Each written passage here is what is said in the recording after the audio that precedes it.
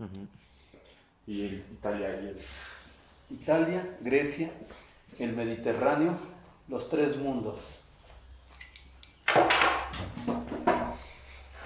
Pues bueno, hola, ¿cómo están? Yo soy el profesor Antonio Panchi y estoy con el magíster Juvenal, con uno de mis modelos a seguir y de quien he aprendido que pues debería bastarle al discípulo pues ser como su maestro, ¿no?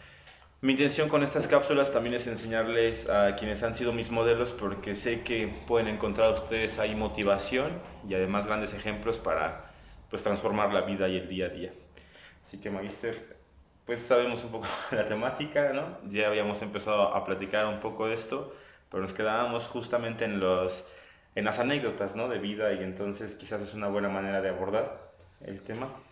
Hay un, ya que comenzaste con lo del modelo como maestro, esa frase en latín la guardo mucho en mi cabeza y en mi corazón: discipulum esse magistrum similet oportet.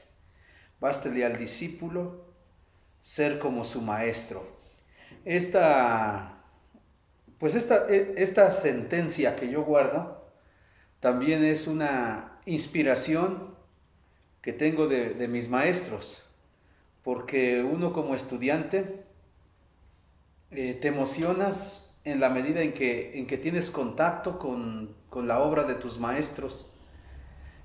Hace un ratito te comentaba una experiencia filosófica y que involucró, sí, involucró, se oye feo, o integró, se oye más hermoso, integró a las instituciones de gobierno, a las instituciones educativas y también a las instituciones religiosas de nuestra nación. El 7 de septiembre al 14 del mismo mes de 1963 existió en filosofía, en el área de filosofía en México, uno de los acontecimientos más grandes del mundo: el 13º Congreso Internacional de Filosofía, donde, fíjate, el presidente de la República era Adolfo López Mateos, el secretario de gobierno Gustavo Díaz Ordaz, el presidente de turismo o secretario de turismo era el expresidente Miguel Alemán. Ahora, por el lado de la Universidad Nacional, donde fue la sede, era el rector Mario de la Cueva. Hoy se llama todo el circuito cerca de Ceú Mario de la Cueva, en honor a ese gran rector que tuvo la Universidad Nacional. El director de la Facultad de Filosofía y Letras de la UNAM era el doctor Francisco Larroyo. Representaba el comité, estaba el comité del 13º Congreso Internacional, estaba grande, y pertenecía al Congreso, a esa mesa directiva del Congreso Internacional, un jesuita de los grandes que renovaron la Universidad Iberoamericana, el padre José Sánchez Villaseñor. Pero en el año 1961, en junio, se muere ese gran pensador que fue quien le sacó canas a José Gauss. Sí, porque el padre Sánchez Villaseñor iba de oyente a las lecciones que daba José Gauss sobre Heidegger. Entonces José Gauss estaba traduciendo El Ser y el Tiempo. Se muere el padre Sánchez Villaseñor y queda en su representación un ex profesor de la UNAM, que ya grande se hace jesuita, era licenciado en Derecho, entra a la Compañía de Jesús y se ordena sacerdote, obtiene el grado de doctor en filosofía y en teología por la Universidad de Innsbruck, Austria, y se queda como representante del padre José Sánchez Villaseñor en esa mesa directiva del 13º Congreso Internacional de Filosofía. Entonces él colaboró también allí y participaron muchos filósofos, los grandes: Luis Villoro Toranzo, que lo mencionaron hace un ratito, con el maestro Antonio Robledo y Mesa, Leopoldo Sea, todos los de la UNAM, los grandes. En ese tiempo estaba Leopoldo Sea, Joaquín Sánchez MacGregor, Juan Hernández Luna, casi todo el grupo Hiperión vivía todavía. Solamente queda una filósofa de esa época, la última discípula de José Gaos, doña Carmen Rovira. Yo creo que de la Universidad Iberoamericana estaba José Rubén Sanabria, estaba Felipe Pardinas, por supuesto Héctor González Uribe y muchos otros grandes. La Ibero estaba en su apogeo en filosofía, ¿sí? Por la Regiomontana estaba Agustín Basabe Fernández del Valle. De Puebla participaron tres pensadores. Uno, el ex gobernador de Puebla, Vicente Lombardo Toledano, que era un filósofo marxista. Representaba la Universidad Autónoma de Puebla. De las pocas veces que un gobernador daba clases es muy raro, ¿no? Que un gobernador dé clases en la Facultad de Filosofía, en la escuela de Filosofía, que por cierto la Facultad de Filosofía la fundó José Sánchez MacGregor, un discípulo de Leopoldo Sea, del grupo Hiperión. Y por otro lado participaron dos sacerdotes de Puebla, uno historiador y un psicólogo. El historiador era el padre, me fue su nombre ahorita, uno de los grandes maestros del seminario palafoxiano, y se me fue el nombre, y el historiador tanto de la historia universal como de la historia de la iglesia, Eliezer Ramírez Tamayo. Sí, un genio que se especializaba dando clases en estilística de la lengua española, dominaba todo el español del siglo de oro y además la historia, y también daba otra materia que era latín e historia de la iglesia, un gran personaje. Entonces él como conferenciante asistió. Y por otro lado, don Rosendo Huesca Pacheco, que llegó a ser el arzobispo de Puebla. Estos tres personajes asistieron de Puebla y de muchas otras partes de la nación, pero aquí podemos encontrar en este Congreso Internacional, hoy hay un testimonio, 10 volúmenes. Los estudiantes de filosofía consulten esos 10 volúmenes y en el volumen 10 está la lista de casi todos los que participaron. ¿Cómo llegué a estos documentos? Gracias a una entrevista que le hice al doctor José Rubén Sanabria Tapia, profesor de la Universidad Iberoamericana. Él en ese año había llegado un mes antes y le pregunté que por qué no participó en el Congreso si él ya tenía prestigio entonces. Y él me dijo que sí participó, pero muchas de las conferencias de ponentes no fueron publicadas en los 9 volúmenes o 10 volúmenes de las actas, porque las conferencias se publicaron en 9 volúmenes, del 1 al 9, y en el 10º se publicaron solamente las magistrales y los discursos de todas las autoridades que participaron, ¿no? Y de los países participó, por ejemplo, Grecia, Rusia, Alemania, Italia, China, Japón, y cada uno expuso en el idioma en el que hablaba. ¿Sí? Hay ponencias en francés, por ejemplo, Marcel no vino, pero mandó su comunicación. ¿Sí? Jean-Paul Sartre no vino, pero mandó su comunicación. Entonces allí se encuentran ponencias de los más grandes pensadores de la historia y sobre todo de los más grandes pensadores de México. Al final, la Universidad Nacional, como de la Universidad Nacional era la mayoría de pensadores, publicaron un volumen especial donde dice filósofos mexicanos en el 13º Congreso Internacional de Filosofía. Por eso para mí quedó muy marcado ese periodo de 1963.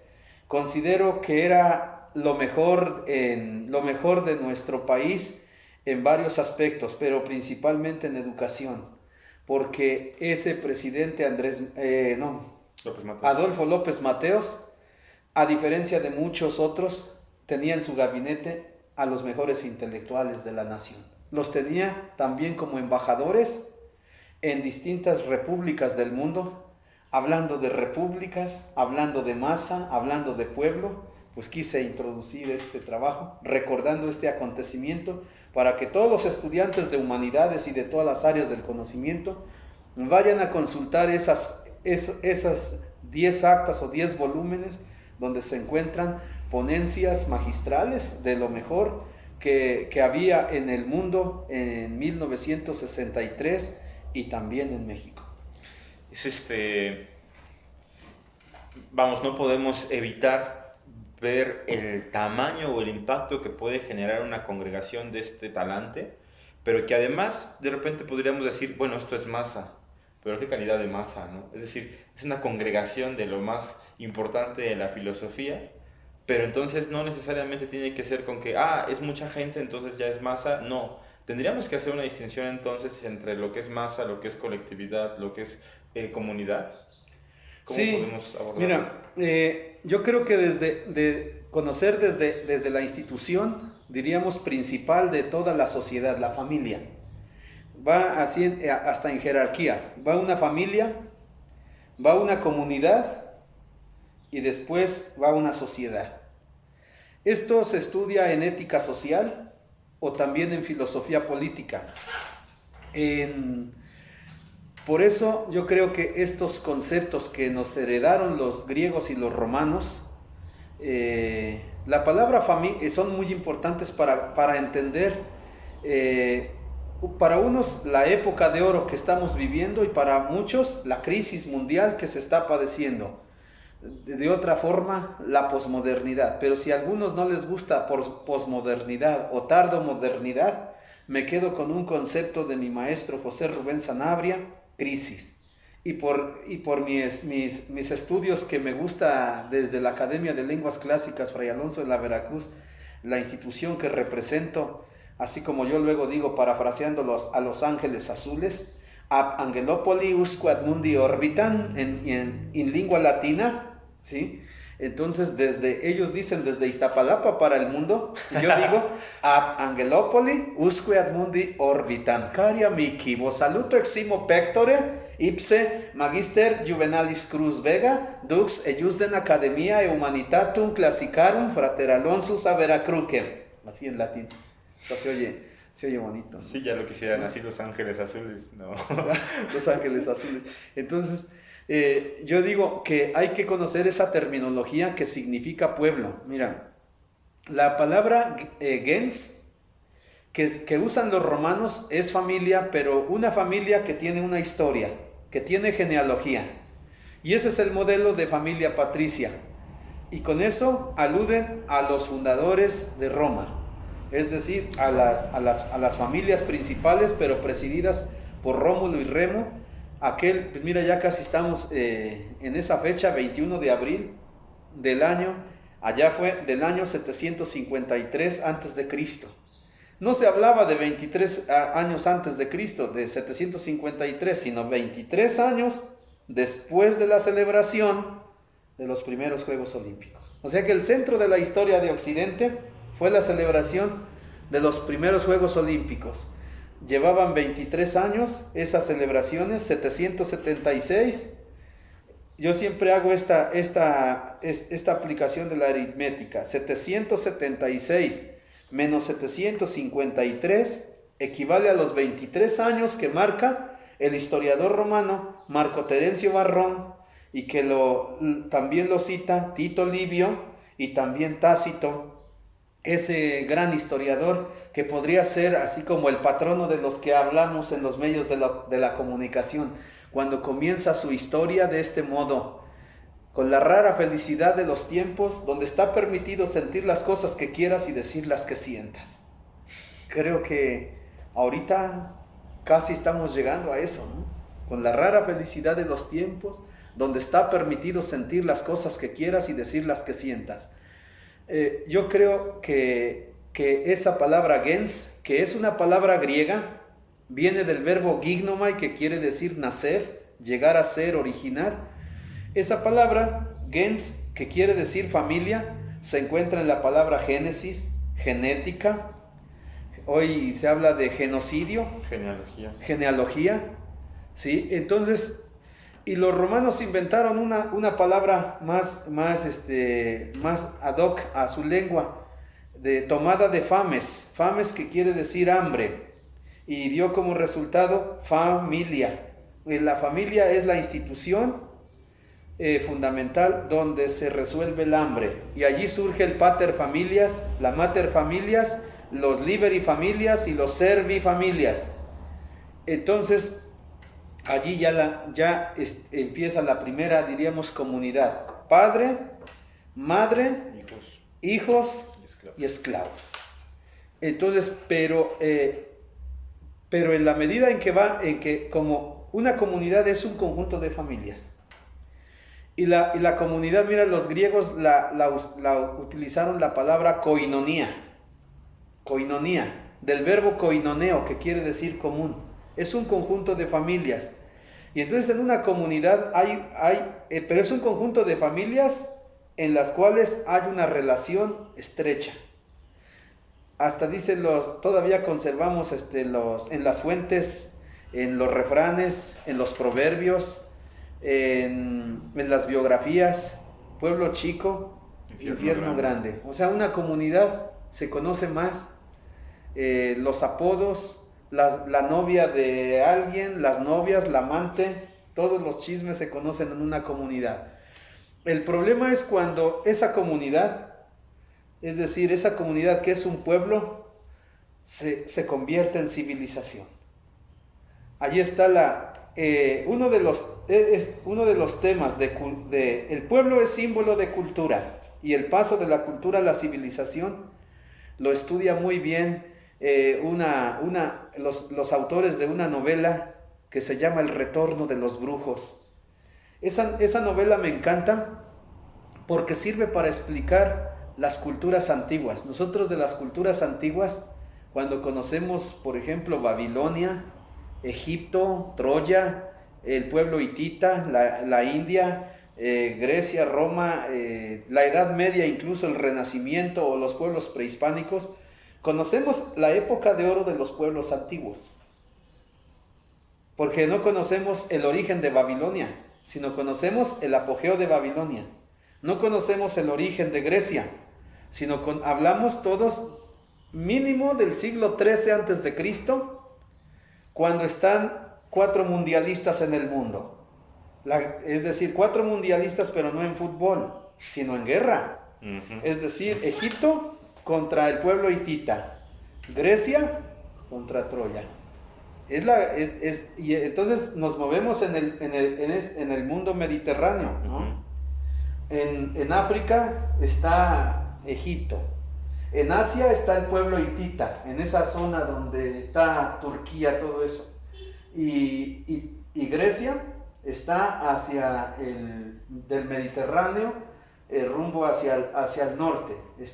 Este mapa que tengo aquí data del siglo V antes de Cristo, la época de oro. Entonces, y Troya está en el Asia Menor. Entonces, Troya y Grecia, Egipto y los hititas. Entonces, pero si vemos así el paso de una cultura a una civilización, la civilización es cuando ya hay ciudad. Y si estudiamos a los pueblos antiguos, es ciudad cuando ya hay escritura. Es ciudad cuando cuando hay Dios. O sea, como que es la inversa de hoy. Como que hoy hablar de Dios es como un tema fuera de la escritura, fuera incluso de la Constitución. Por eso se habla de educación laica en las constituciones modernas en países republicanos. Pero también hay diríamos, una ley escrita. Entonces por eso se consideraba bárbaro al que no tenía Dios, al que no tenía templos, al que no tenía palacio, el que no tenía ley y no tenía escritura. Sí, eran bárbaros esos pueblos. Entonces allí ya comienza, cuando los griegos se ponen a estudiar toda esta historia, aparecen diversos términos que significan pueblo. Yo conozco como unos 5 en griego y como unos 5 en latín. Mira, nosotros conocemos la palabra plebs, plebos, que equivale en latín plebis, y todavía queda cuando decimos plebiscito. O sea, es la plebe, pero es la parte del pueblo que no tiene reconocimiento. Yo creo que actualmente todavía hay plebe, es decir, con ese concepto grecorromano. O sea, gente que no tiene acta de nacimiento. O sea, a lo mejor ya no hay gente expulsada por un gobierno. Al menos en México no he sabido que el mismo gobierno expulse a otros individuos oficialmente y que diga quedan desterrados, quedan exiliados. Los griegos inventaron un término muy hermoso que se llama ostracismo, porque era una ostra. Y entonces el pueblo colocaba ahí su ficha de el nombre del personaje que quería que se fuera de Atenas, ¿no? Entonces, allí existe, pero también existe el pueblo, el término eclesia, con doble capa, pasa al latín ecclesia y pasa al español iglesia. Entonces, la iglesia como institución jurídica, lleva casi 20 siglos de existencia. Yo conozco libros que se llaman así, se titulan Comunidad Eclesial. O sea, es una comunidad. Y entonces, ¿pero qué cosa es la eclesia en griego y la eclesia en latín? Es como la parte del pueblo, significa asamblea, pero es la parte del pueblo, diríamos, más selecta. Es decir, allí están los diputados, allí están los gobernantes, o sea, cualquier magistratura que represente una república o desde el principio una monarquía, una república y un imperio, forma parte de la iglesia. Sí, en la iglesia católica, cuando hablan de iglesia, ya es como todos los bautizados, pero en un orden jerárquico. Primero, los obispos. Segundo, los presbíteros. Tercero, los diáconos y luego el común de los mortales, ¿no? Ya todos. Es decir, desde el seminarista y la monjita son laicos. Esta parte luego no lo entiende la gente, incluso de la política, que habla de educación laica, que el seminarista pero para eso la iglesia se respalda en una constitución muy fuerte y también con mucha historia que se llama derecho canónico. Existe un derecho canónico que está basado en el derecho natural, sí, en el derecho romano y también en el derecho griego y en el derecho judío. O sea que allí en el derecho canónico se sintetizan, mira, varias culturas. La hebrea, la griega, la latina. Y ya con el cristianismo se hace una inculturación.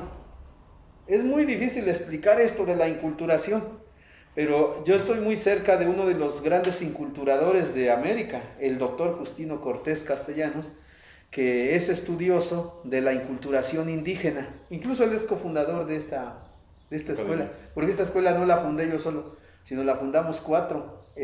Justino Cortés Castellanos, el doctor Guillermo Hernández Flores, el escultor Ernesto Vega y yo, Juvenal Cruz Vega. Pero desde la fundación, por cierto, cumplimos 14 años. Hace unos días, el 18 de marzo, sí, estamos a 22 o 21, ¿no? 22 de marzo, o sea, hace 4 días cumplimos 14 años, pero preparamos la escuela también 14 años, o sea que en realidad llevamos 28 años en este proyecto. Fíjate, allí está ya la eclesía, pero también encontramos la palabra laos. Laos quiere decir pueblo de Dios. Pueblo de Dios. Y de esa palabra, laos, se encuentra todavía una palabra muy antigua que se llama liturgia. En griego se dice laeturgia, que viene de laos y de ergon en griego. En ergon se usa todavía ergon cuando decimos nosotros ergonomía, en arquitectura, en economía. Ergonomía también la he visto en metodología, porque es la organización de los trabajos, donde tú pones filosofía, historia, derecho, medicina. Es el orden de cómo van los trabajos. En economía, la distribución de las obras. O en arquitectura, aquí va el cemento, aquí va la varilla, aquí va el presupuesto, aquí va el agua, aquí va el pago de los arquitectos. Esa es la ergonomía. Y de esa misma palabra viene liturgia. Ergon quiere decir obra, quiere decir acción, ¿sí? Usamos la sinergia todavía, sinergon, o sea, como una suma de voluntades, dicen algunos. Pero si decimos, estamos haciendo un equipo sinérgico. Estamos uniendo tus esfuerzos, Gerardo, los míos, los de los estudiantes, y sale algo más fuerte. Algo como lo que los griegos llamaban clásico. O sea, fuerte, trascendente, inmortal, imperecedero, trascendente. O sea, todo eso significa. Y entonces la palabra liturgia quiere decir obra o acción en favor del pueblo. Y desde allí, fíjate, se comenzó a trabajar, o sea, en favor del pueblo. El pueblo siempre fue así como una de las características, diríamos, fundamentales de la política antigua, de que era el centro de atención en varias actividades, no solamente en la diversión, sino también en la economía, en la política, en la religión. Y de allí comenzó, diríamos que a salir uno de los principios fundamentales de la sociedad. Cuando ya se habla de sociedad ya en la ciudad, como un conjunto de personas, ¿sí? La sociedad que tienen principios comunes, ¿sí? Como la solidaridad, ahí está, ¿no? La subsidiariedad y el bien común. Pero también cuando ya conoce uno eso en cuanto al término laos, pero también existe, laos equivale al término latino populus, es el que más se acerca, porque también en latín se encuentra la palabra pueblo, que quiere decir vulgus, o sea, es el pueblo, el pueblo romano, antes de que conozca la escritura, antes de que tenga una civilización más avanzada, es decir, los orígenes de la monarquía, y incluso así se le llamaba vulgus al lenguaje que los romanos hablaban, porque los romanos hablaban el latín en 3 niveles: vulgar, coloquial y culto. El vulgar era el del pueblo, el coloquial el de la gente más refinada, es decir, los que pertenecían a la eclesia o a la eclesía, ¿sí? La gente adinerada, ¿sí? La gente patricia.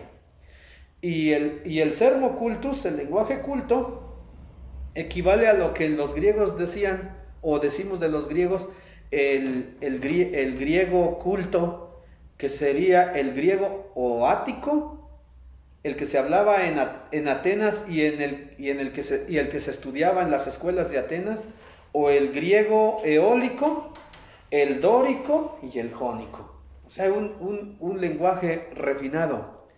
Entonces, diríamos que cuando viene el concepto demos, ese es el más bonito, demos, el más amplio, yo creo que es, en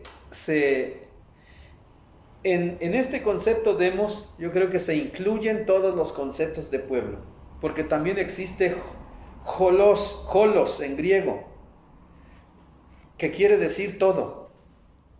Ese término pues se usa, por ejemplo, en la palabra holístico.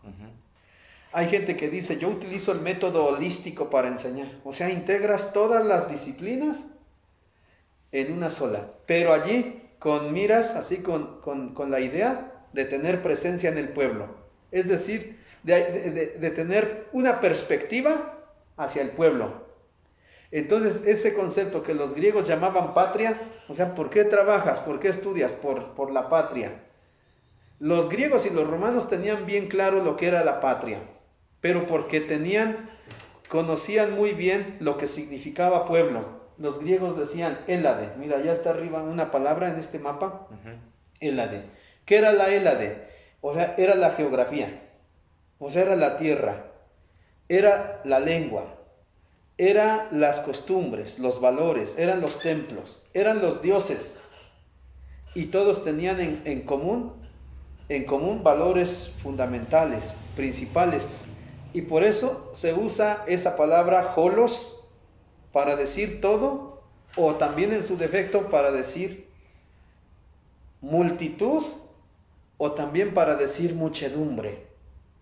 Y entonces, pero en demos ya se juntan todas las formas de pueblo, es decir, eclesia o eclesia, holos, Plebis. plebis, populus, vulgus. Y entonces la democracia llega a ser en el siglo VI, o el demos, llega a ser en el siglo VI un prefijo para formar la forma de gobierno más perfecta que se ha descubierto en la historia de la humanidad, la democracia. Sí, la democracia la inició Solón de Atenas, uno de los 7 sabios de Grecia, siendo gobernador de Atenas. Y entonces él descubre desde muy temprano que la forma de aumentar la democracia, de hacer que la palabra pueblo tenga más respeto, pero después de ver toda la historia de las monarquías anteriores y de los pueblos vecinos, es a través de la educación. Y es en el gobierno de Solón de Atenas cuando nace la escuela. Esto que hoy conocemos como primaria, secundaria y preparatoria, nació allá, nada más que la primaria se llamaba gramatistes, la secundaria se llamaba quitaristes y la preparatoria se llamaba paidotribes. Y después ya Pericles, ya en el siglo V, evolucionó más en cuestiones de democracia y elevó la educación básica a nivel universitario. Pero siempre llamó la atención algo que es contrario hoy. Hoy llama mucho la atención la institución. Dicen, ¿a dónde vas a estudiar? Y te dicen el nombre de una universidad, ¿no? La UNAM. Sí, dicen, ¿por qué es la mejor? Y los estudiantes no saben por qué es la mejor. Y mientras que allá en esos pueblos antiguos decían, ¿dónde vas a estudiar? Y dicen, con Aristóteles, con Platón, con Demóstenes, con Tucídides, con Hipócrates.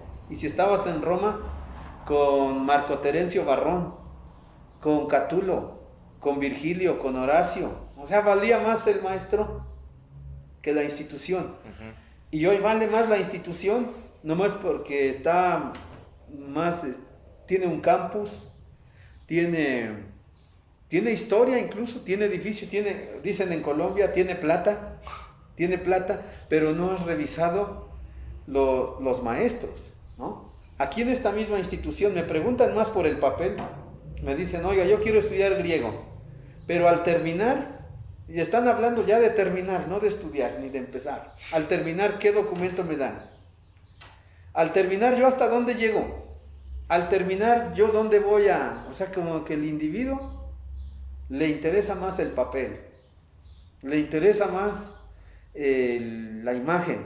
Los resultados. Sí, y nunca preguntan sobre los maestros, ni sobre el plan de estudios, sino, o sea, al salir de allí de estudiar griego y latín, ¿yo dónde voy a trabajar? Yo creo que ni estudiando en la UNAM, hoy no puedes así decir, yo estudio en la UNAM, ahora ¿dónde voy a trabajar? Así como está la crisis, pues yo creo que donde encuentres trabajo, amigo, ¿no? No, donde te favorezca tu vocación. Pero mira, toda esta nomenclatura ayuda a comprender lo que hoy unos llaman democracia, pero otros lo llaman populismo, ¿sí? Otros dicen, pues es una integración de democracia y aristocracia.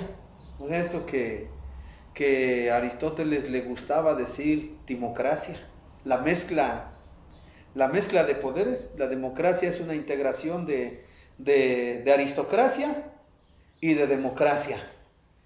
Entonces, pues de aquí, de esta nomenclatura, se puede hacer un diálogo muy fuerte, porque se puede hablar de comunidad dentro de la misma sociedad, así como nación, pero también se habla de comunidad dentro de un pueblo, se habla de comunidad dentro de la misma iglesia como institución. Yo escucho a menudo que dicen mis amigos sacerdotes y obispos, la comunidad eclesial hoy pide esto, o la comunidad eclesial hoy está padeciendo esta enfermedad o este asunto, este tema. Entonces, como que si estudiamos una sociedad, si estudiamos una masa como comunidad. Es una forma de tener apertura a conocer más la parte política de un pueblo, la parte económica de un pueblo, la salud de un pueblo, más o menos, pero para eso servían los coloquios, los simposios, y cuando ya nació el término congreso, porque con el coloquio se reunían los representantes de un pueblo. Sí, eso quiere decir coloquio, cum en latín loquor, para hablar en compañía. ¿Dónde se reunían? En un convivium, pero el convivium romano, no el convivium moderno que es una fiesta. Es el fin de año que el chamaco de secundaria y prepa se va a emborrachar, ¿no? O va a convivir, o va a buscar otros asuntos, y por eso la mamá y el papá tienen miedo de que cuando le dicen, mamá, es que hoy tenemos convivio. El convivium romano es un coloquio, es una reunión de señores, o sea, de dominos, de lo que los griegos llamaban despotes, ¿sí? Lo que los romanos llamaban o dominus o erus. Eran dos términos para decir señor. Uno muy romano que era dominus y uno indoeuropeo que era erus. Los dos, o sea, señores que son un símbolo de una institución. Fíjate, cuando llevan un báculo. Por eso baculum, que quiere decir báculo, ese es el símbolo de un dominus. Acuérdate cuando estudiábamos latín, con ese método lingua latina per se illustrata. Aquí en la academia decimos así: hic in academia latina lingua studemus cum moderna método lingua latina per se illustrata aut lingua latina secundum natura rationem explicata ex Hansen in Orber. Y ahí encontrábamos uno de los personajes, era Julius, y lo pintamos así con su bastón, con su toga, su túnica, o sea, bien vestido. Y entonces ese es un dominus, pero el dominus lleva el bastón y lleva el anillo. Y entonces el báculo, no bastón, el báculo representa, o sea, es un símbolo que reúne ¿qué? Reúne que el hombre es un patricio, que el hombre es rico, que el hombre tiene propiedades, que el hombre tiene una familia, ¿sí? Y entonces es muy distinto a decir imbécil, o sea, quiere decir el que no tiene báculo. Si no tienes báculo, no tienes dinero, no tienes mujer, familia, tierras, y tienes menos posibilidades de tener una familia, porque eres un imbécil, ¿no? Hoy esa palabra agrede, pero para los romanos era muy común decir, yo soy un imbécil, pero estoy enamorado de su hija, dígame qué debo hacer, ¿no? Entonces, todavía creo que puede aplicar. Entonces, mira, en los convivium se hacía en un triclinium, y el triclinio era un lugar, era un comedor para 3 señores, o sea, podía haber convivios donde iban solamente 3 señores de mucha alcurnia a hablar sobre los asuntos de la ciudad, o eran 6 donde se sentaban de 2, 4, 6, o sea, de 2 en 2, pero eran 3 lechos, por eso triclinio, 3 en latín o 3 en griego, y cline en griego, que quiere decir lecho. Esa palabra todavía se usa en la palabra clínica, porque tiene su... Y hoy les sirve a los médicos que estudiaran griego y latín para que entiendan lo que significa hospital, lo que significa clínica y lo que significa nosocomio. Que luego dicen así, pues en el nosocomio se alivió la señora tal. Pues no, ahí no es nosocomio, porque una persona que va a dar a luz no estaba enferma. Entonces no es nosocomio. Y nosos quiere decir enfermo. Y come en griego quiere decir comarca, pueblo. Entonces un nosocomio es un pueblo, una región, un lugar donde están los enfermos. Distinto a hospital, ¿no? Y distinto a clínica. Entonces allí en esos triclinios había lugar primero para 3. Si se sientan 2, para 6. Y si se sientan de 3 en 3, para 9, lo máximo que aguantaba un triclinio. Allí eran fíjate, si se encuentran 6 señores, cada señor va a hablar de un punto de vista, habla de sus tierras, de sus propiedades, pero también hablan de la cultura. Mira, allí en ese libro de lengua latina, allá por la lección 31-33, están hablando de la poesía que hay en Roma. Están hablando de la comedia, de la tragedia, de la música, de la pintura. Entonces, unos señores están hablando de empresas, están hablando de qué vamos a hacer por la salud, qué vamos a hacer sobre la educación. ¿Y de qué hablaban? Dicen, nuestros niños están mal educados, están bajando de nivel en relación al anterior cónsul. Entonces tenemos que hacer una reforma educativa. Entonces la reforma educativa de los romanos se basaba en toda la historia de la educación. Fíjate, y si pensamos en la reforma educativa de México, nada más se compara con la de Peña Nieto, con la de Calderón y si acaso con la de Fox. Pero ojalá, estaría bien una reforma de López a López, mira, es decir, de López Obrador a Adolfo López Mateos. Allá había buenos maestros. Un maestro de primaria estaba muy preparado en un área del conocimiento que hoy ni existe. Se llama ortología. Que nos digan quienes nos están viendo a través de esta pantalla, de este programa. Ya hasta me está gustando tu programa, Gerardo. ¿Sí? Si habían escuchado la palabra ortología y si la habían aplicado. ¿Y en qué consistía la ortología? Porque aquí en México había concursos de ortología y casi siempre en el centro de México quedaban en primer lugar Santa Cruz, en Tlatelolco, en el siglo XVI, y en segundo lugar las escuelas de Analco de Puebla. ¿Y en qué consistía el concurso de ortología? Eran niños entre 7 años y 12 años. Consistía en 6 cosas. En conocer la escritura de 3 lenguas, de náhuatl, de español y latín. Y conocer la ortografía, la fonética, la prosodia, la caligrafía. Mira, observa los libros de primaria en tiempos del presidente Adolfo López Mateos y la caligrafía de los que hoy son, diríamos, nuestros padres o los que son nuestros abuelitos, está perfecta en relación a la caligrafía tan olvidada que está en el sistema de educación pública y privada de nuestra nación. Todo eso tiene que ver también con el tema de las masas, pues es la educación, el corazón de la democracia. Ahora, y finalmente, la mnemotecnia, una cosa que se ha olvidado en la educación.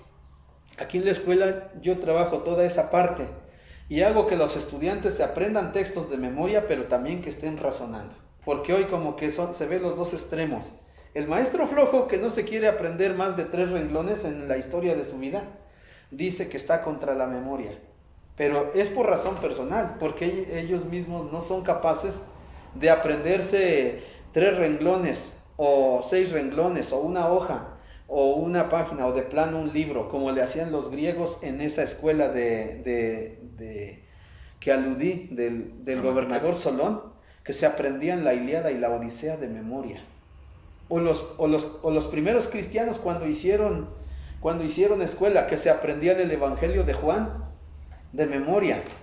O sea, en la escuela de Antioquía se aprendían de memoria el Evangelio. Y después comenzaban ya a estudiar ya en la escuela la gramática. Este es otro nivel de la ortología. La gramática. ¿Qué está olvidado de la gramática y en qué estaban muy bien allá con Adolfo López Mateos? En sintaxis. Hoy mira, los estudiantes, yo lo he visto aquí en la escuela. Esta escuela también me ha servido después de 14 años como un diagnóstico. Porque vienen estudiantes, el 90% de los estudiantes son universitarios. Y veo cómo vienen de filosofía, de historia, de lingüística, de teología, de ciencias políticas, de derecho. Y de las mejores universidades, así como en otros programas, de las mejores familias de México, de las mejores universidades, mira, les pregunta uno, a ver, ¿qué cosa es sintaxis? Bueno, ¿qué hacemos en sintaxis? Porque cuando uno entrega un capítulo de tu trabajo en la tarea de seminario de Hegel, te dice el doctor Sergio Pérez Cortés, ¿no? El estudioso de Hegel en México, de Foucault y de Marx. profesor de la UAM y también muy conocido entre tú y yo y muchos que nos ven. Este trabajo no tiene orden. Hasta lo quiero imitar. Este trabajo no tiene orden, ¿no? Así, casi como enojado, ¿no? Un día me hizo una pregunta el doctor Sergio Pérez Cortés. A ver, dígame, Juvenal. Es agradable platicar también con él, ¿no? También mis clases también están llenas de chismes, ¿no? Y de experiencias, ¿no? Pero chismes bonitos, ¿no? Me dice, porque yo iba a dar iba yo a un congreso en ese año 2015 a Colombia. Estaba yo muy emocionado en ir a Colombia, a un congreso a Bogotá. Y él me dice, no, yo no quiero ir a Colombia. Aunque ya he ido, ¿no? Pero dice, dígame, Juvenal, ¿yo tengo cara de narco? Me le quedo viendo, le digo, sí. No, entonces me lo vacilé, ¿no? Pero le digo, póngase una gorra y así con su barbita que tiene. Entonces, porque le fue muy mal a él en Colombia y lo trataron como a un peor ser humano, ¿no? Y yo me acordé de él cuando a mí me pasó eso al regresar, no al regresar, sí al regresar de Colombia en Cancún. Y desde entonces yo no hago un vuelo de Bogotá a Cancún, sino prefiero directo de México, de Bogotá a México. Siendo mexicano me pasó lo de el doctor Sergio Pérez en Cancún. Y cuando me dicen, me invita mucha gente, venga a Cancún a dar un curso de griego y latín.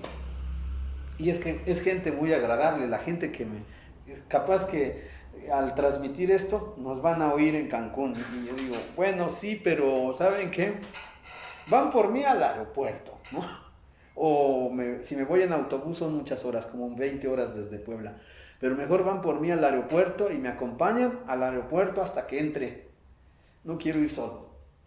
Pero bueno, este tema, fíjate, decía de la sintaxis, está muy olvidado en la primaria. Por eso estoy yendo a las primarias a dar conferencias con los niños, con los maestros. Está muy olvidado en la secundaria y la preparatoria. Y si la base está mal, a la universidad así están llegando. Y cuando llegan aquí a estudiar griego y a estudiar latín, yo le doy uno de los enfoques de estudiar griego y latín. También las estudiamos como lengua moderna, porque el latín también lo hablo. Y el griego, que es la lengua que más domino, casi como español. Me decía mi amiga la doctora Glaya de Grecia, que yo soy un apasionado de Grecia como lo de 1500 griegos de allá. Digo, no, bueno, a lo mejor no tanto. Ella me decía, porque me gusta mucho la cultura, pero yo veo que esta parte de la sintaxis, cuando uno está estudiando una oración gramatical, cuando uno está estudiando un sujeto, un núcleo, un predicado, un complemento circunstancial o la morfología, un adverbio, una preposición, una conjunción, una interjección, los universitarios saben de eso lo que yo sé de chino. Nada. Sí, no, nomás unas cuantas palabras, o sea, tampoco nada, pero ¿no? Unas cuantas palabras. Pero esto está pasando y entonces si no hay sintaxis, al estudiante le va a costar trabajo razonar, porque la sintaxis va de la mano con la lógica. Por eso cuando hicimos el método ecléctico analógico pusimos estructura lógica y sintáctica. Yo digo un pensamiento en griego, por ejemplo, jode kiros jote en decaetes kayeti enomise toeina y giostubukolo epaisenente come metalon tinon paidon. Veo todo el periodo y comienzo, pero ya entiendo que el periodo es un conjunto de oraciones unidas de inicio a fin mediante coordinación, subordinación y yuxtaposición. Entiendo que la sintaxis es la recta composición de las partes de la oración entre sí. Y entiendo que la sintaxis estudia una oración simple y una oración compuesta. Desglosamos, así aplicamos la segunda parte del discurso del método de Renato Descartes, donde comenzamos viendo el todo. lo hacemos, lo dividimos por enumeraciones, es decir, por oraciones. Después analizamos las partes de la oración y después analizamos palabra por palabra. Después unimos el todo y tenemos mayor comprensión de los textos. Y yo digo, esta parte, la sintaxis, está faltando en la educación. Por eso, los griegos tenían una reforma y los romanos una reforma bien pensada. Y un día, mira, estaba platicando con dos extranjeros muy cultos que viven en México. El doctor Julio Quesada Martín en Jalapa, y en San Luis Potosí, el doctor Estefano Santacilia. Y le hicimos un homenaje a Alfonso Reyes Ochoa. Alfonso Reyes Ochoa ha sido uno de mis autores favoritos antes de que fuera la moda en el gobierno federal con la famosa cartilla moral. Porque Alfonso Reyes Ochoa tenía una visión muy profunda sobre el concepto pueblo, sobre el concepto educación y sobre todo sobre el concepto reforma educativa. Cuando dice este pensamiento está muy profundo. Fíjate, es la historia de toda la educación hasta México.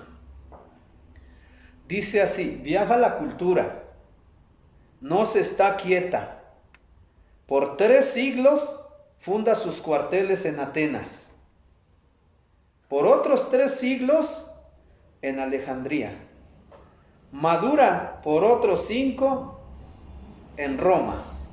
8 reposa en Constantinopla.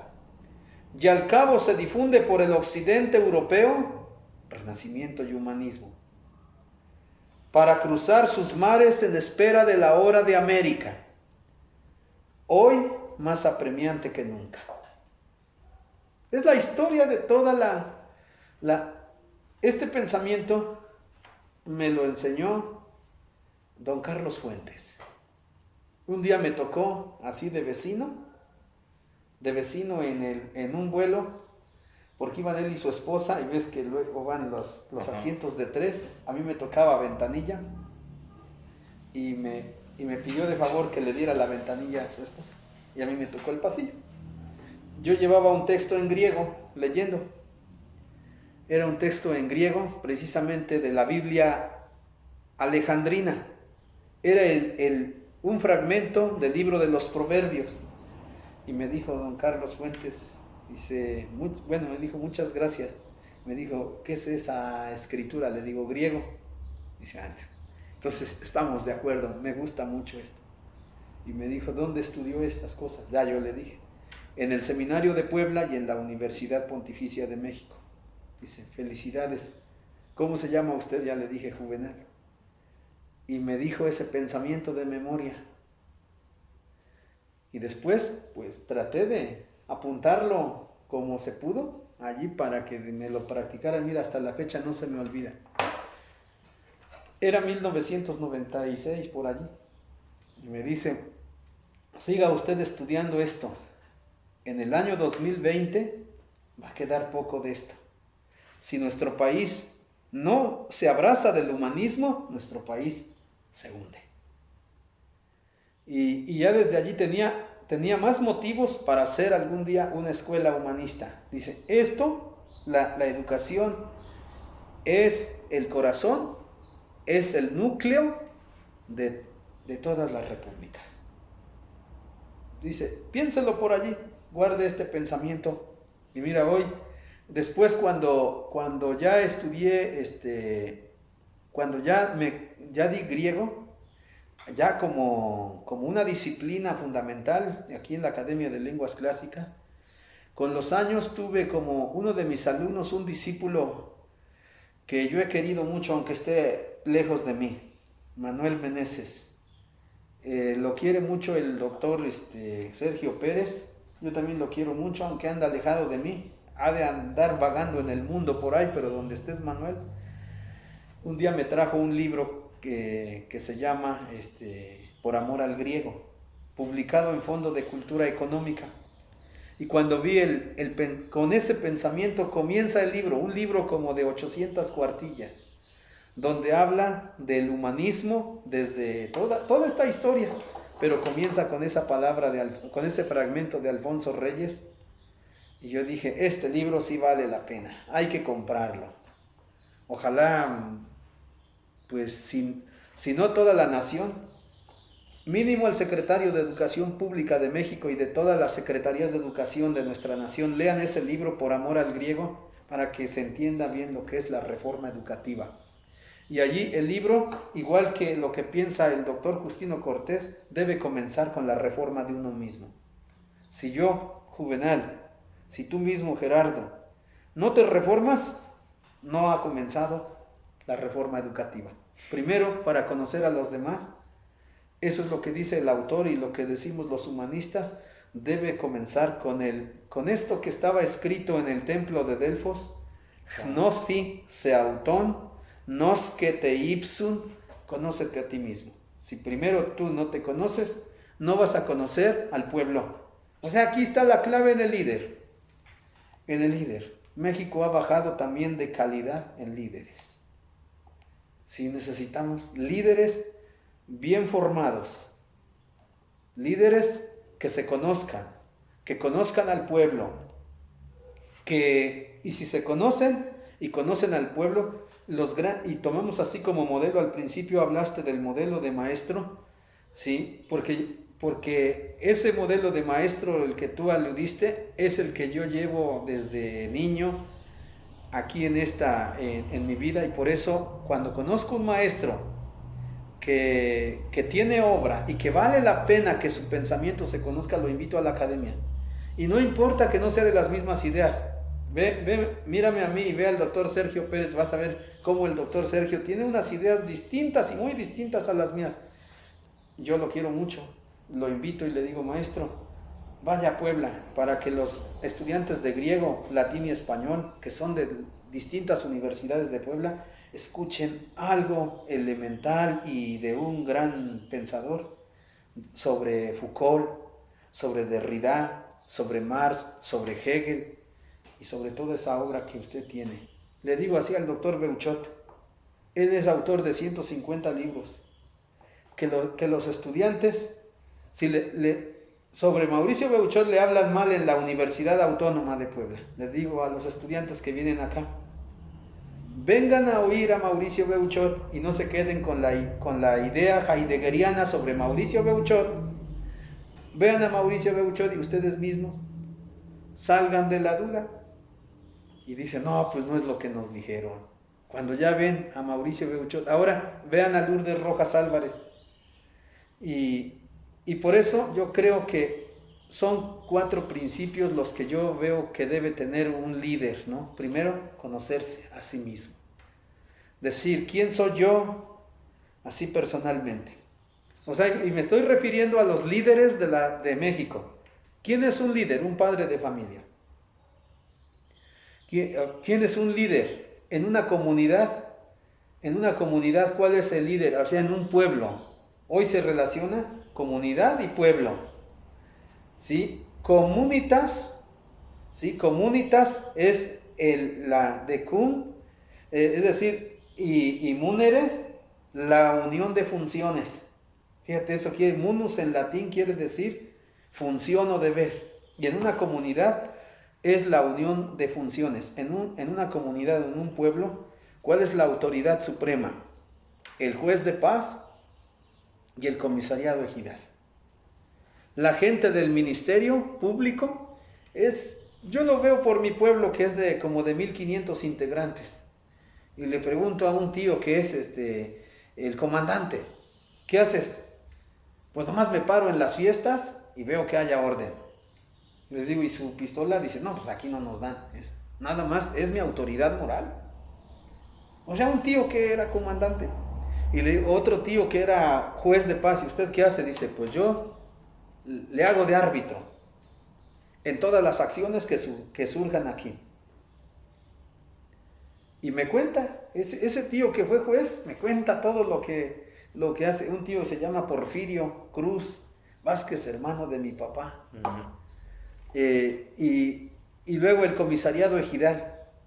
Entonces uno va viendo en el ayuntamiento, vas viendo el presidente municipal, el síndico, y entonces vas viendo todo el séquito, ¿no?, del presidente municipal, todo el gabinete. Cuando conoces el distrito, mira, toda esta organización se encuentra en la República de Platón. Pero todo esto, por eso digo, el conocimiento, o sea, el líder padre de familia, el comisariado, el juez de paz, el presidente municipal, el diputado, el gobernador, el presidente de la República. Ahora, en el lado eclesiástico, ¿quién es un líder? Un párroco, un obispo, o sea, un presbítero. Y en el seminario es la única institución que yo conozco en la República Mexicana que te forman para ser líder. ¿Cómo te forman?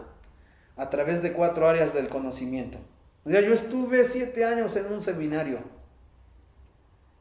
y he visto opiniones de otros que conocen el seminario desde fuera. Es decir, nomás ven que pasa por ahí, pasa su microbús por allí, o pasan en el taxi por allí, y ya eso es conocer el seminario. No, hay que estar adentro. Entonces yo estuve adentro y como 24 horas, 7 años, y ver cómo un día en el seminario, nunca he hablado en los medios de comunicación de un día en el seminario, ahora ya fuera, ya como laico, ¿sí? Y no adentro, cómo se integra esta formación histórica de la que habla Alfonso Reyes, la parte espiritual, que era la parte religiosa en la educación de un griego y de un romano. La parte humana, las relaciones humanas, ya van 2 áreas de formación, espiritual, humana. La parte académica, cómo estaba organizado, por ejemplo, en la escuela básica de Grecia, de Roma, de la Edad Media, del Renacimiento y de la Nueva España, las ciertas artes liberales. De lo que hoy el adolescente anda reprobado, es decir, cómo anda en gramática, la formación de la gramática, de la dialéctica y de la retórica, de la música, aritmética, astronomía y geometría, lo que se conocía como el antiguo trivium y quadrivium. Hoy de esto no tenemos nada en la escuela. Por eso los extranjeros, cuando escuchan esta temática, dicen, wow, qué hermosura, ¿no? Así se forma un alemán. Me dijo una vez el doctor Thomas Werner Bartenbach, ¿te acuerdas de él? Él es luterano. Mira, y cómo nos llevamos muy bien. Y se lleva muy bien con los padres, con el padre Guillermo Hernández, con el padre Justino Cortés.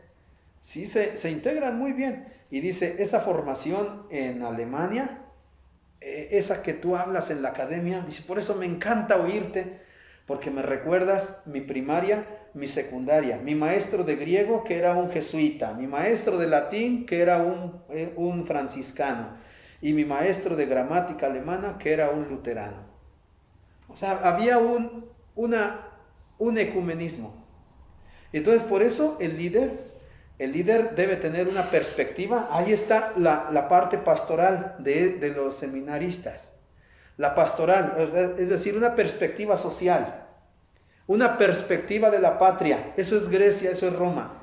La Edad Media le cambió lo de la patria por Dios. Dicen por amor a Dios y no por amor a la patria.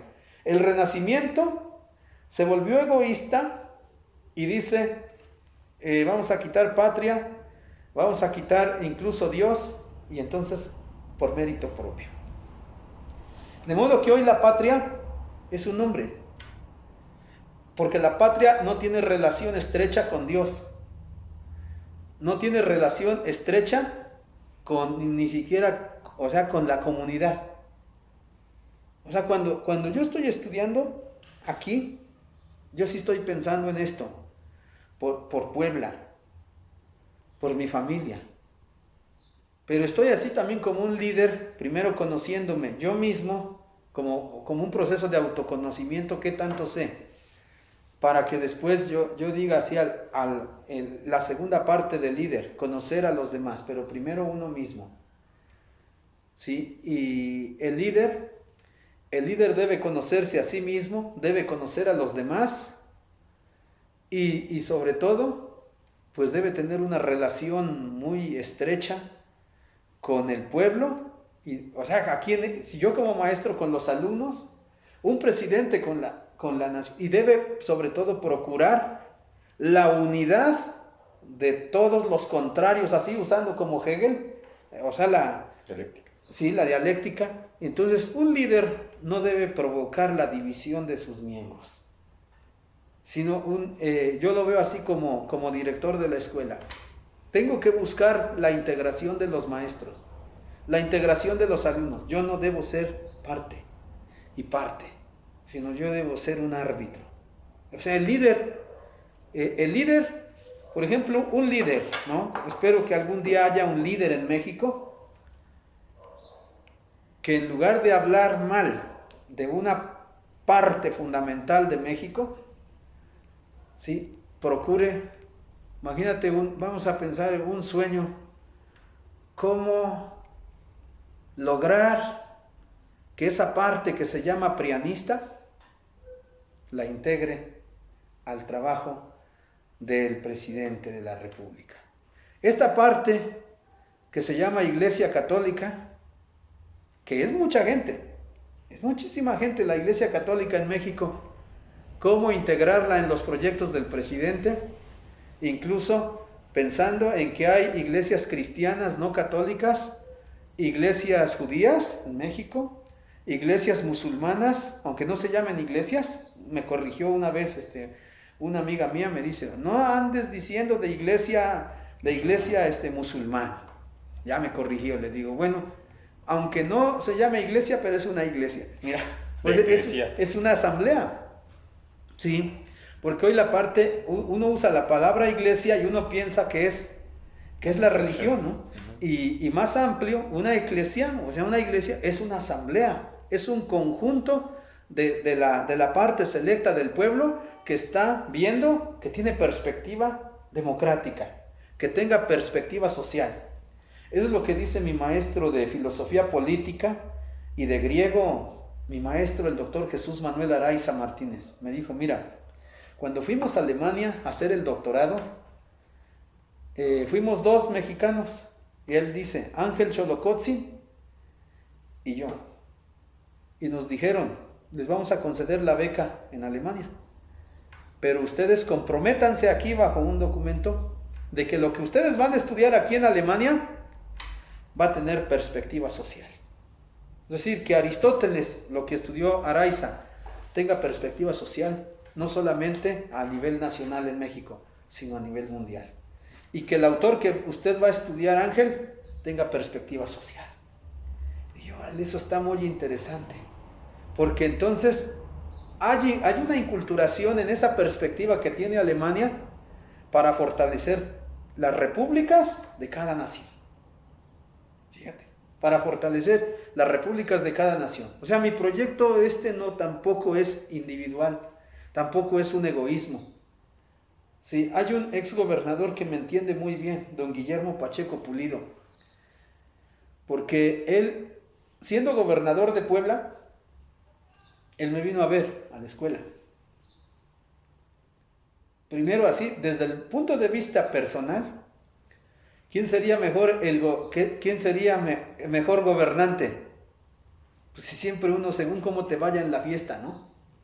Dices, pues yo toqué puertas con muchos gobernadores, incluso con candidatos, ¿no? Yo me saludé al expresidente Calderón cuando vino a su primera reunión aquí al Carmen y le entregué mi proyecto de la academia. Solo me respondió antes de ser presidente, ¿y qué es usted? ¿Y qué es lo que usted quiere? Solo eso. Yo dije, entonces no leyó mi proyecto. Me saludé al presidente Peña, al expresidente Peña Nieto, y también le di mi proyecto ya mejor. Y también le entregué en Tepeaca mi proyecto al presidente actual Andrés Manuel López Obrador. Y hasta le dejé mi número 22 24 91 89 43. Pues yo, este exgobernador, yo ni siquiera sabía que era el gobernador, ¿no? Él un día llegó acá y me dijo que yo saliera de estas de estas charlas que solamente son 2 o 3 o 4 o 5, se dieran en televisión, se escucharan en radio, para que otras personas de Puebla y más allá de las fronteras de Puebla, dice, se escuche. O sea, independientemente de sus redes sociales, de su proyecto. Y ahí dije, ni modo que Los Ángeles Azules van a ser así, puedo decir hoy una palabra así que usamos los mexicanos, ni modo que Los Ángeles Azules van a ser más chingones que un humanista. Ellos dicen, desde Iztapalapa para el mundo. Y yo desde entonces dije, este proyecto nació en Puebla y es desde Puebla para el mundo. E incluso mis enemigos en este proyecto me dicen, nosotros venimos de Roma, nosotros venimos de Francia. ¿Sabes qué me dijo un día el doctor Justino? El doctor Justino, pues mi maestro se formó en todos estos países, ¿no? Estuvo en España, estuvo en Chile primero, en la Universidad Católica. En España hizo el doctorado en teología. También en Bélgica, en Lovaina, allá hizo una maestría en teología. En Roma hizo la licenciatura en filosofía, en la Gregoriana. Y le ofrecieron una cátedra en la Sorbona y él no quiso porque creyó que México lo necesitaba. Él, después de 40 años de historia, se dio cuenta que México no lo valoró. Ya está de 90 años en cama. Y me dijo el doctor Justino, vas muy bien, trabaja por México. Dale una perspectiva social a tu proyecto, porque es una forma de fortalecer la República Mexicana. En esos espacios donde no hay el humanismo que profesamos, donde no se enseña la lengua española con seriedad, donde no se enseña griego y latín, que debería saberse en medicina, en derecho, en política, en la iglesia. Dice, es más amplio que si tú te hubieras ordenado sacerdote. Así es que, dice, porque si tú vas a Roma, mira, la verdadera Roma no se aprende en Roma. Allá en Roma tú vas a ver, mira, y ahorita es muy ad hoc, dice, en Roma tú vas a ver una bola de chinos y japoneses tomándole fotos al Coliseo. Dice, y hoy se puede ver, ¿no? Supuestamente quienes contagiaron en el coronavirus a los romanos, sí, a los romanos modernos, que son los italianos, según los chinos. Pero eso mejor lo dejo así, según. O sea, un concepto hipotético, según, porque no del todo, así como decía Horacio, sí moriré, pero no del todo. O sea, no del todo los chinos llevaron el coronavirus, sino atrás de esto hay una verdad mucho más grande que solo el tiempo nos dará la razón. Pero me dijo el padre Justino, la verdadera Roma está en los libros. Mira, está la biblioteca del Seminario Palafoxiano, antigua, está la biblioteca palafoxiana, está la biblioteca José María Lafragua de la universidad, está la biblioteca franciscana de Cholula, son bibliotecas mundiales. Estamos en Puebla, una ciudad con más de 450 años de historia. Hasta me dijo, desde el 16 de abril de 1531, y aquí te entrego el lema de la fundación, me lo dio en latín. Angelis suis Deus, mandavit de teu custodiam te, in omnibus vis tuis, firmado por Carlos V. Y una institución, o sea, una entidad donde hay casi 500 universidades. ¿Qué les falta? Lo que la academia tiene. Entonces la academia, aunque es privada, pero debe tener una perspectiva social para fortalecer la democracia, para fortalecer la masa, para fortalecer la comunidad. O sea, todas las palabras que significan pueblo, que se encuentran en esa palabra que se llama democracia. Yo creo que es impresionante. Y vamos a cerrar con eso, ¿me parece?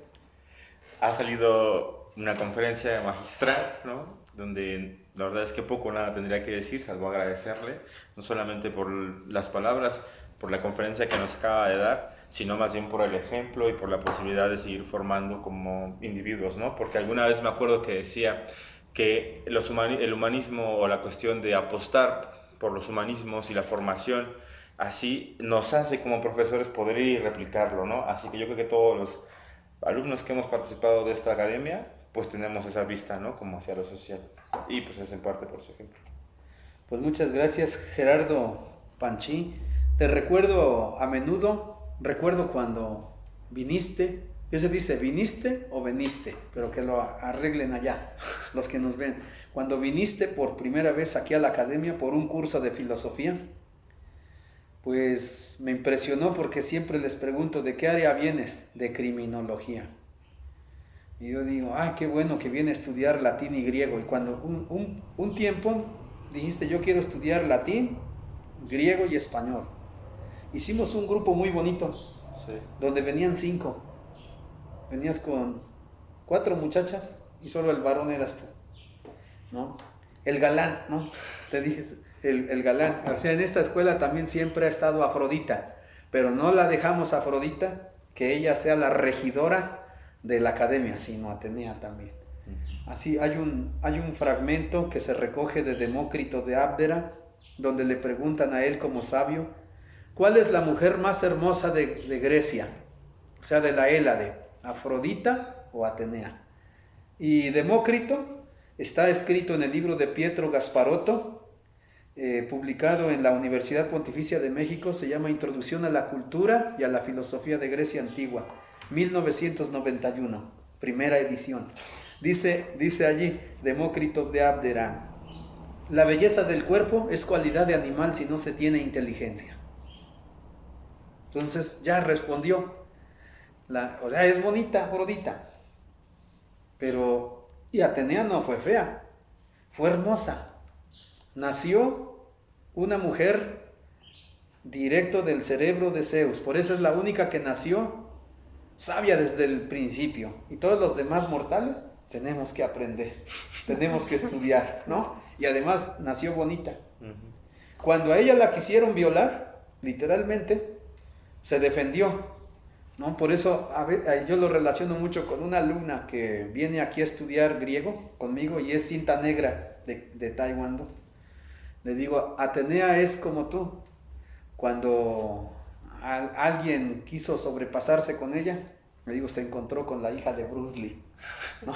Entonces allí le digo, pero aplica las artes marciales con responsabilidad. Si hay un momento en el que tienes que perdonar a un individuo, muchos pecan por ignorantes. Y estoy citando a Sócrates. Y entonces ese libro de Sócrates está muy bonito. Sobre Sócrates se llama Sócrates y el socratismo, de Antonio Gómez Robledo. Sócrates, padre de la filosofía perenne, que lo publicó Pietro Gasparotto. Entonces me quedo con esto, o les dejo esto. Te agradezco mucho, Gerardo, que tengas esta perspectiva, ¿sí? No quiere decir que la mía sea la única, es una de muchos modelos en nuestra nación, pero siempre hay que pensar en el pueblo para fortalecer la república tan dañada que está, no con este gobierno, sino desde hace muchos gobiernos. Muchas gracias. Pues bueno, saludos por allá y con eso terminamos todo. Nos vemos. Chao. Aguas. Y además ya se nos va a acabar.